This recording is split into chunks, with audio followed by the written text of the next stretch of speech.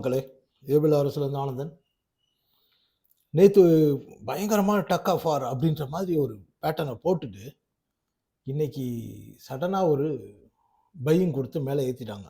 That means bulls வந்து இன்னைக்கு ஜெயிச்சுட்டாங்க. So அடுத்து என்ன? இந்த ராலி எவ்வளோ தூரம் போகும்? நிஜமாவே இந்த ராலி போதா? இல்ல வேற ஏதாவது நடக்க போதா?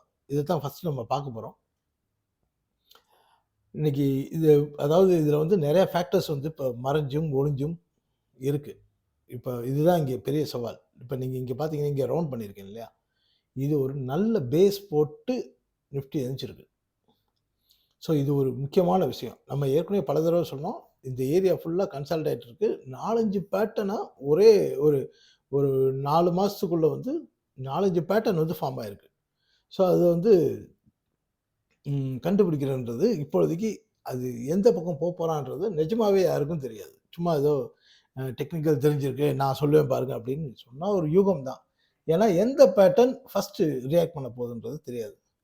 ஸோ முக்கியமான விஷயம் என்னன்னா, நேத்து நாம வந்து கொஞ்ச நாளாவே எதிர்பார்த்துட்டு இருந்த அ இந்த ஹைய வந்து உடைச்சிருக்கான். அதாவது 25,150 உடைக்கணும்னு சொல்லிட்டு இருந்தோம் இல்லையா? 150 தானே? ஆமா. ஆ இருங்க பார்த்துக்கிறேன். எழுதி வச்சது. ஓகே. அத உடைச்சாச்சு. எஸ் 150 தான். அத உடைச்சாச்சு. உடைச்சுட்டா அடுத்து நம்ம என்ன இது வச்சிருக்கோம்னா, 25,350 கிட்டத்தட்ட இந்த ஜோன். இந்த 350 பிரேக் பண்ணால், அடுத்த டார்கெட் வந்து 25,550. இருங்க. இதுல ஒரு முக்கியமான விஷயம் இருக்கு. இந்த இப்படி ஏறிட்டு போறது வந்து, நம்ம வந்து டெய்லி பேசிஸ்ல பார்த்துட்டு இருக்கோம். நாள கழிச்சு நமக்கு ரியாக்ட் ஆகும். நாளைக்கு நைட்டு 11:30 மணிக்கு அமெரிக்காவோட ஃபெட் இன்ட்ரெஸ்ட் ரேட்ட குறைக்கிறத பத்தி சொல்லப் போறாங்க. எவ்வளவு குறைக்கிறாங்க? குறைக்கல. கூட்டுறாங்க? கூட்ட மாட்டாங்க. இத பத்தி நாளைக்கு 11:30 மணிக்கு இந்த நியூஸ் வரப்போகுது. ஸோ நாளைக்கு என்ன நடக்கும்னா, இதே மாரி தான் எப்படியும் குறைக்க போறாங்க. ஷார்ட்லாம் கவர் பண்ணி வச்சுக்குருவோம். இல்ல லாங் பில்ட் பண்ணி வச்சுக்குருவோம். ஏதோ ஒண்ணு. ஏதோ இன்வெஸ்ட் பண்ண வேண்டியதெல்லாம் பண்றது. இதெல்லாம் நாளைக்கு நடந்துரும். ஏன்னா, நாள கழிச்சு கேப் அப்பா, கேப் டவுனா அப்படின்றதுல எல்லாருக்குமே கன்ஃப்யூஸ் இருக்கும். ஏன்னா, யுஎஸ் மார்க்கெட்ல நடக்கிறப்போ இந்த அனவுன்ஸ்மென்ட் வருது. இந்தியன் மார்க்கெட் வர்றதுக்கு முன்னாடி ஏசியன் மார்க்கெட் வந்து ரியாக்ட் பண்ணிரும். ஸோ இங்க விக்கிறதுக்கோ அல்ல வாங்குறதுக்கோ ஃபர்ஸ்ட் ஆள் வராம போயிடுவாங்க. அப்ப ரியாக்ஷன் எப்படி இருக்கும்னா, ஒண்ணு கேப் அப்பா இருக்கும், இல்ல கேப் டவுனா இருக்கும். இந்த ரிஸ்க்ல மாட்டிக்க கூடாதுன்னு நினைக்கிறவங்க, ஷார்ட் வச்சிருக்கவங்கலாம் கவர் பண்ணுவாங்க. லாங் வச்சிருக்கவங்கலாம் வைண்ட் பண்ணுவாங்க. ஏன்னா, ஒருவேளை நெகட்டிவ் ஆயிடுச்சுன்னா அப்படின்னு. இதெல்லாம் ஒரு பக்கம் அப்படின்னா, இன்னொரு பக்கம் இன்னொரு விஷயம் இருக்கு. எப்பயுமே ஒரு நியூஸ் வர்றதுக்கு முன்னாடி அதுக்கான ரியாக்ஷன வந்து ஃபண்ட் மேனேஜர்ஸ் பண்ணிருவாங்க. நாம தான் நியூஸ் வரைக்கும் வெயிட் பண்ணுவோம். ஃபண்ட் மேனேஜர்ஸ் வந்து அதுக்கேத்த மாரி அவங்க முன்னாடி போயிருவாங்க. ஸோ ஒருவேளை நாளைக்கு ஃபெட் வந்து ஒரு 25 பிபிஎஸ் தான் குறைக்கிறாங்கன்னு வச்சுக்கங்க, ஒரு பேச்சுக்காக.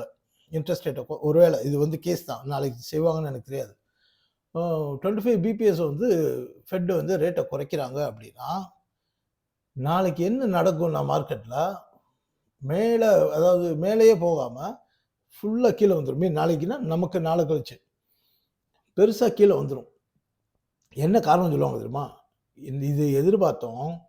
ஆனா இது பத்தாது. அதனால நாங்க செல் ஆஃப் பண்றோம். ப்ராஃபிட் புக் பண்றோம் அப்படின்னு வித்துட்டு போயிருவாங்க. ஸோ ஊழல்ல நம்ம மாட்டிக்கிருவோம். இது ஒரு கேஸ். ஒருவேளை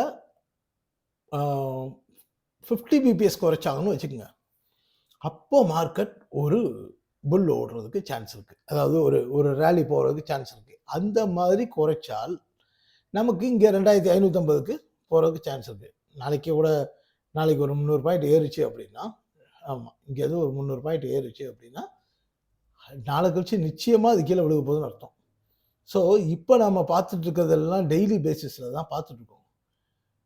நமக்கு வியாழக்கிழமை தான் நம்ம மார்க்கெட் ரியாக்ட் பண்ண போகுது. ஸோ வியாழன், வெள்ளி 2 நாள்ல வீக்லி பேசிஸ்ல ஸ்டிக் மாறி அமைஞ்சிரும். அதனால நீங்க இப்ப எதுக்கு இவ்வளோ கதை சொல்லிட்டு இருக்கேன்னா, நாளைக்கு நீங்க எடுக்க போற டிசிஷன் இருக்கு இல்லையா? அத நாளை கழிச்சு எடுக்க போற டிசிஷன நாளைக்கு இத மைண்ட்ல வச்சுக்கிட்டு நீங்க பொசிஷன கையில வச்சுக்கங்க. ஏன்னா நெறைய பேர் வந்து நியூஸ் வந்த பின்னாடி ரியாக்ட் பண்றோம். அப்படி இல்லாம இத வந்து நாம கவனமா இருக்கணும். அந்த ஒரே பர்ப்பஸ்க்காக தான் இந்த இவ்வளோ கதை சொல்லியிருக்கேன். ஸோ நிஃப்டி இப்படி இருக்கு. அப்புறம் இன்னொரு மன்னிப்பு. நெறைய பேர் கேட்டிருக்கீங்க ஸ்டாக்கு. நான் கொஞ்சம் டிலே பண்ணிட்டேன். நான் நாளைக்கு காலையில உங்க கைக்கு கிடைக்கிற மாரி மீன் நாளைக்கு காலையில நீங்க பார்க்கறதுக்குள்ள எல்லா ஸ்டாக்கையும் மிச்சம் இருக்க ஸ்டாக்ஸையும் போட்டு விட்டுறேன். ஓகே. இப்ப நிஃப்டி வந்து நம்ம பார்த்தாச்சு. சப்போர்ட்டுன்னு பார்த்தீங்கன்னா, இந்த ஏரியா தான் சப்போர்ட். 25,50 இது ரொம்ப நாளா சொல்லிட்டு இருக்கோம். அத ஃபாலோ பண்ணீங்க நீங்க இத ஃபாலோ பண்ணிட்டே இருந்தீங்கன்னா, உங்களுக்கே பாயிண்ட்ஸ் ஞாபகம் வந்துரும். ஓகே. அடுத்ததா வந்து பேங்க் நிஃப்டி. ரியலா சொன்னா பேங்க் நிஃப்டி இன்னைக்கு நல்ல பொசிஷன்ல நல்லா அழகா க்ளோஸ் ஆயிருக்கு. நேத்து நம்ம என்ன எதிர்பார்த்தோம்னா, இதே மாதிரியே இன்னைக்கும் பேட்டர்ன் வரும்னு நம்ம எதிர்பார்த்தோம். அப்படி இல்லாம ஸ்ட்ராங்காவே வந்துருச்சு. இனி அடுத்த இன்னொன்னு இன்னைக்கு வந்து பேங்க் நிஃப்டில வந்து ஓரளவுக்கு நல்ல வால்யூம், டீசென்ட் வால்யூம்னு வச்சுக்கோங்க. ரொம்ப நல்ல வால்யூம் இல்லாட்டினாலும், மொக்க வால்யூம் இல்ல. ஒரு அதனால நல்ல வால்யூம் நடந்ததுனால, இந்த புல்ல வந்து நம்ம அக்செப்ட் பண்ணிக்கலாம். நம்பலாம். ஸோ இதோட ரியாக்ஷன் எப்படி இருக்கும்னா, 55,300, 55,550 இது வந்து ரிஸ்க்கான இடம். ஸோ அத பார்த்துக்கலாம். அப்புறம் சப்போர்ட் வர்றப்போ 54,800 ஞாபகம் வச்சுக்கங்க. இப்பொழுதைக்கு கொஞ்ச நாளைக்கு ஞாபகம் வச்சுக்கங்க. ஏன்னா வியாழக்கிழமை வரைக்கும் நீங்க இந்த நம்பர்ஸ்லாம் கட்டாயம் மைண்ட்ல வச்சுக்கணும். அப்பதான் எத உடைச்சா கீழ வரப்போகுது அப்படின்ற விஷயம்லாம் உங்களுக்கு வரும். மைண்ட்ல இருக்கும். சரி. ஸோ பேங்க் நிஃப்டி நாளைக்கும் மேல போறதுக்கான நல்ல சான்ஸ் இருக்கு. பார்க்கலாம். ஆனா நம்ம இவ்வளவு நாள் சொல்லிட்டு இருந்தோம் இல்லையா? இந்த 55,150, 55,150 சொல்லிட்டு இருந்தோம் இல்லையா? அது இன்னைக்கு தான் வந்து சேர்ந்திருக்காரு. ஆனா அது நாளைக்கு எப்படி ரியாக்ட் பண்றாருன்னு தெரியல. பார்த்துக்கலாம். ஸ்ட்ராங்கா இருக்காரு. ID index. நம்ம அ அதாவது அடுத்த ரேலிக்கு அவர் ரெடியா இருக்காரு.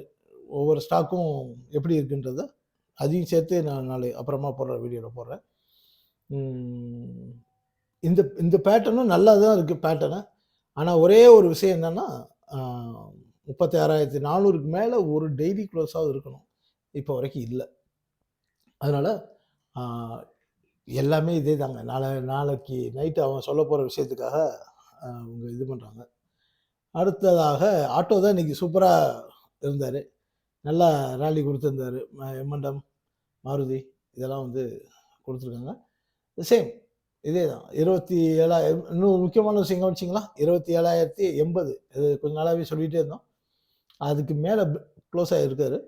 ஸோ அடுத்த ராலி 27,330, 27,700 இந்த 700ன்றது நாளை கழிச்சு தொடலாம். ஏன்னா இன்ட்ரெஸ்ட் ரேட் கம்மி பண்ணா ரொம்ப குஷி ஆகுற செக்டார் வந்து பேங்கிங் செக்டார், ஃபினான்ஸ் செக்டார்ன்றத விட ஆட்டோவும் ரியல் எஸ்டேட்டும் தான் ரொம்ப குஷி ஆவாங்க.